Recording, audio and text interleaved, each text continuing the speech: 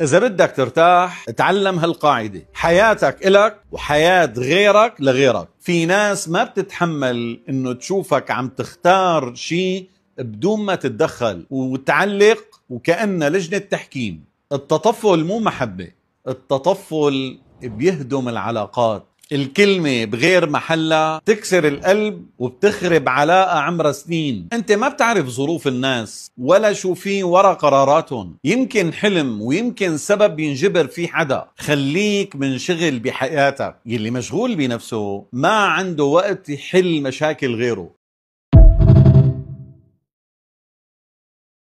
الأب والأم مرآة، لذلك قد ما بتحسن بدك تضبط حالك وعلى كيفك. يعني عفوا انت اب بصير تطلع بالشورت قدام اولادك بيجامه، والله هدوني اياها وفيها شورت. هي مو هون مكانها. انت بتلبس شورت، الولد شو بده يلبس؟ ابنك بيقلدك حتى في مشيتك. وإنشأ ناشئ الفتيان منا على ما كان عوده ابوه. متعود على العياط، اولادك بيعيطوا.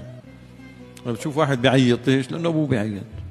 سمته هيك حسن، هدوء وسكينه، ابوه هيك. تعبوا على اولادكم في التوجيه، تعبوا على اولادكم في العباده. بدك تظبط له صلاته وسجوده وضوءه، لانه هذا اللي بده يفوتك الجنه. انت قدوته. الاب والام مرآة، لذلك قد ما بتحسن بدك تضبط حالك وعلى كيفك. يعني عفوا انت اب بصير تطلع بالشورت قدام اولادك بيجامه، والله هدوني اياها وفيها شورت. هي مو هون مكانها. انت بتلبس شورت، الولد شو بده يلبس؟ ابنك بيقلدك حتى في مشيتك. وإنشأ ناشئ الفتيان منا على ما كان عوده ابوه. متعود على العياط، اولادك بيعيطوا. بتشوف واحد بيعيط، ليش؟ لانه ابوه بيعيط. سمته هيك حسن، هدوء وسكينه، ابوه هيك. تعبوا على اولادكم في التوجيه، تعبوا على اولادكم في العباده.